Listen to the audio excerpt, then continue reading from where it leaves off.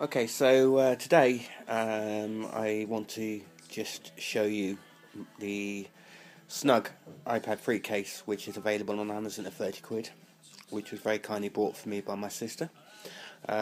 As always, my videos are not professionally shot. I'm shooting from an iPhone 4S, trying to film and talk and demonstrate at the same time, so forgive me, the quality's not great, but hopefully it'll give you an idea. So obviously, got my iPad 3 here, bought launch day local Apple store, 32 gig version, it's upside down, there we go.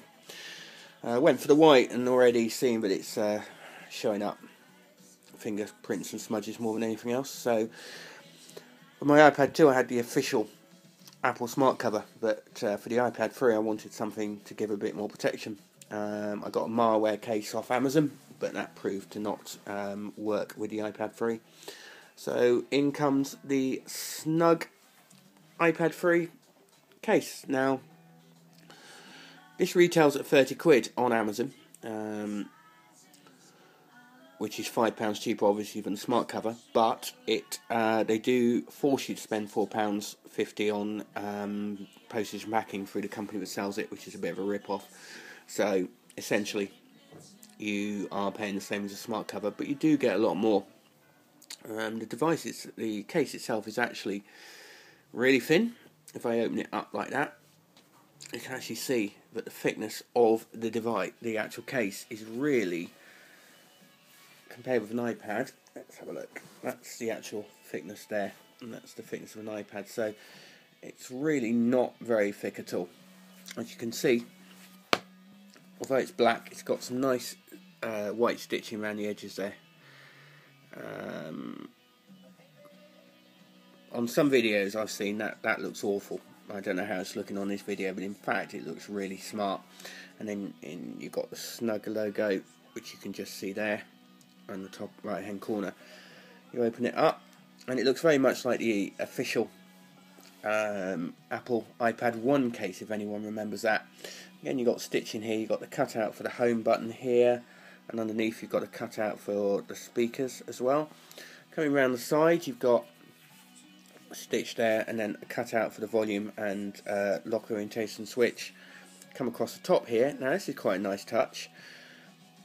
I presume this is for a pen or a stylus, this little holder here. It's got a flap with a standard hole in it.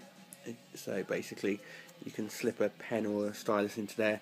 And then a cutout here for the headphone socket. And if we turn it round, you can see it's a standard flap, but it's got Velcro fastening here. So once the iPad's in, the flap just cradles the iPad, and it's actually very secure, as you're about to see. So we'll just slip into the iPad in, which is very difficult to do one-handed, but I'm going to attempt to do so. As you can see, nice little fit for the home button, nice little fit for the camera in the circle there. Everything else fits in nicely around the edges, headphone and volume control switches all fit in there. And then this is going to be the difficult bit. We simply fold the flap over, which is easy to do one-handed but not two-handed. Sorry, it's easy to do two-handed but not one-handed, should I say. So just going to put this down a second. And it really is as quick as that once you've got both hands on the job, and that is secure. That is not going anywhere at all, as you can see, completely secure. So the iPad's in place, as you can see by the fact that we turn it on and unlock it like that. Now, the other really cool feature of this case is when I close it, basically you've got magnets here, and that actually sleeps and wakes the iPad. Now, one thing I've noticed is that for some reason when you first put the iPad in, the sleep-wake feature doesn't work. I don't know why it is, whether it's that it needs to settle down, but then as you can hear, on the third or fourth time it shuts, you can actually hear the click working, and you can see that it sleeps and wakes.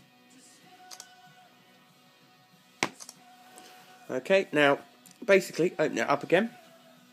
You've got the rather cool Snugg logo here, which says, if I can just focus it, London, Miami, Tokyo. then you've got a nice little feature here, which is a little hand strap. So basically, if you fold the iPad around like that, you can actually put your hand through the strap like that and hold it. So if you're sitting in a bath or something, you're a little bit worried about the iPad slipping off, then you've got it securely strapped to your hand, and whoop, even if you let it go like that, it's not going anywhere. And obviously, finally, for any iPad case worth its salt, you've got at the back there, your little stand, so you put the iPad, the case in there like that, and then basically it acts as a stand in your usual two positions, which is slight for typing on, or upright, so if you're using weather, something like that, it goes up at that angle. Focus that.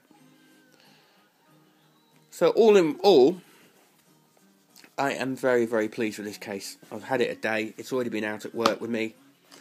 And it looks really nice when I'm carrying it out and about. Really professional. Very small. Easy to give you an idea of the width. There's a finger. So it's literally not much wider than a fingernail. My only concern is the sleep lock. As I said, works fine. And doesn't work there till you push it down. I'm going to have to play with that because I'm not 100% convinced that that's going to work really well. But apart from that, I am very, very happy. Highly recommend this case. And when you bear in mind that even with postage it's the same price as the Apple smart cover, I think it's a no-brainer. Look for the full review on my blog, andrewmogford.com, where this video will also be posted. Thanks.